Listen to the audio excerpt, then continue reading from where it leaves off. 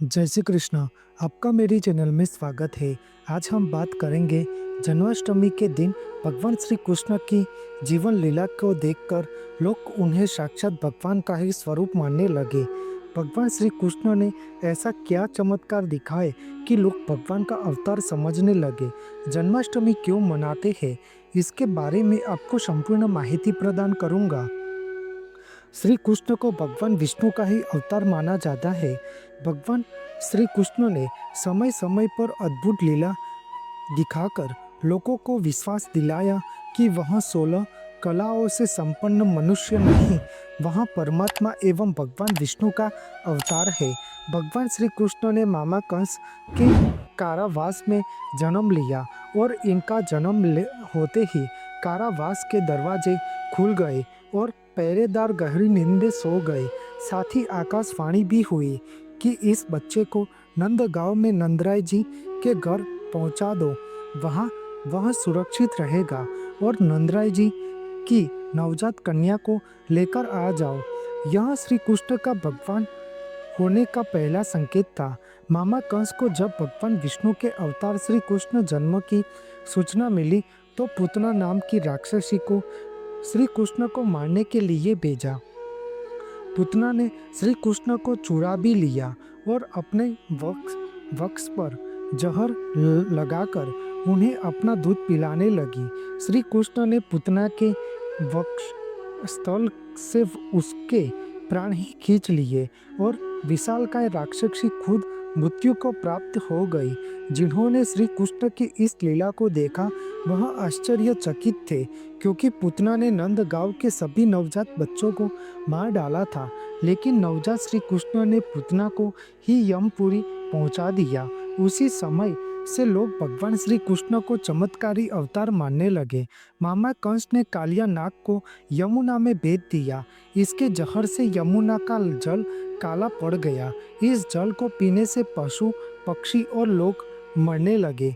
नंदगांव के लोग सोचने लगे कि अब गांव छोड़कर कहीं और बसना पड़ेगा, लेकिन श्री कृष्ण को ऐसा होना मंजूर नहीं था। एक दिन खेल खेल में भगवान श्री कृष्ण यमुना नदी में कूद पड़े और कालिया नाग के सामने पहुंच गए। कालिया का वध भगवान श्री कृष्ण करने ही वाले थे, लेकिन कालिया नाग की पत्नी उनके पति के प्राण की रक्षा करने भगवान श्री कृष्ण से प्रार्थना करने लगे। श्री कृष्ण ने कालिया को नंदगांव से दूर जाने के लिए कहकर क्षमा कर दिया। कालिया नाग ने भी श्री कृष्ण के सामने सिर झुका दिया और भगवान श्री कृष्ण ने कालिया नाग के फन पर खड़े होकर नटराज के रूप में नृत्य करना शुरू कर दिया। जब नंदगांव के लोगों ने जब इस मनमोहक दृश्य को देखा तो हैरान रह गए और उन्होंने विश्वास होने लगा कि श्री कृष्ण स्वयं भगवान ही है। देवराज इंद्र द्वारा मूसलाधार बरसात किए जाने पर नंदगांव के पशुओं और लोगों की रक्षा के लिए भगवान श्री कृष्ण ने गोवर्धन पर्वत को अपनी छोटी उंगली पर उठा लिया और सबकी रक्षा की। कई दिनों के बाद सब कुछ सामान्य हो गया। तब देवराज इंद्र को अपनी भूल का पछतावा हुआ और माफी मांगने के लिए भगवान श्री कृष्ण के सामने आना ही पड़ा। जब लोगों ने श्री कृष्ण की यह लीला देखी तो उन्हें पूरा यकीन हो गया कि श्री कृष्ण मनुष्य रूप में स्वयं भगवान है। भगवान श्री कृष्ण के गुरु सांदीपनि ऋषि के पुत्र की वर्षों पहले समुद्र में डूब जाने से उसकी मृत्यु हो चुकी थी। भगवान श्री कृष्ण ने अपनी गुरु दक्षिणा देने से पहले गुरु सांदीपनि ऋषि के मन की बात जान ली और उनके पुत्र को पुनः जीवित करके उन्हें लौटा दिया।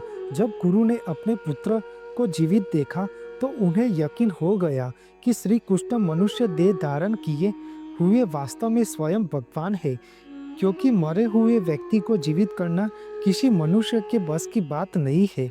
मामा कंस के पहलवानों को पराजित करके मामा कंस का वध करना किसी सामान्य व्यक्ति के बस की बात नहीं थी। जैसे ही भगवान श्री कृष्ण ने मामा कंस का वध किया तब चारों तरफ से भगवान श्री कृष्ण के जयकारे से गूंज उठा। भरी राज्यसभा में चिरहरण के समय द्रौपदी के भगवान श्री कृष्ण का स्मरण किया था, तब भगवान श्री कृष्ण ने द्रौपदी की रक्षा करने के 999 चीर पूर कर द्रौपदी लाज बचाई थी। द्रौपदी और भगवान श्री कृष्ण की इस लीला को देखकर कौरवों ने भी श्री कृष्ण को स्वयं भगवान का स्वरूप माना। पांडवों के दूत बनकर जब भगवान श्री कृष्ण दुर्योधन के पास महल में पहुंचे तो दुर्योधन ने श्री कृष्ण को बंदी बनाने का आदेश दिया। इस समय भगवान श्री कृष्ण ने अपना दिव्य रूप धारण करके पूरी सभा को आश्चर्यचकित कर दिया। इस समय भीष्म पितामह और विदुर जी ने श्री कृष्ण को भगवान विष्णु के साक्षात दर्शन हुए थे। महाभारत युद्ध के दौरान भगवान श्री कृष्ण हर दिन मूंगफली खाकर युद्ध में मरने वालों की संख्या की भविष्यवाणी करना, यह संकेत मिलता है कि श्री कृष्ण स्वयं भगवान का ही अवतार है। भगवान श्री कृष्ण की सबसे भव्य लीला उनका विराट रूप धारण करके भगवत गीता का ज्ञान दिया और अर्जुन को जीवन और मृत्यु के रहस्य का साक्षात्कार करवाया। श्री कृष्ण का विराट रूप साक्षात उनके पर ब्रह्म परमेश्वर होने का सबूत देता है और इसके बाद कोई गुंजाइश नहीं रह जाता कि श्री कृष्ण मानव देह में भगवान श्री हरि विष्णु के अवतार है। भगवान विष्णु का श्री कृष्ण अवतार सबसे लोकप्रिय अवतार था। सभी लोग भगवान श्री कृष्ण का जन्मोत्सव मनाते हैं। इस दिन मंदिरों को रोशनी और फूलों से सजाया जाता है और भगवान कृष्ण की प्रतिमा का श्रृंगार किया जाता है। इस दिन भगवान श्री कृष्ण के जन्म के उपलक्ष्य में पालकियाँ सजाई और निकाली जाती है।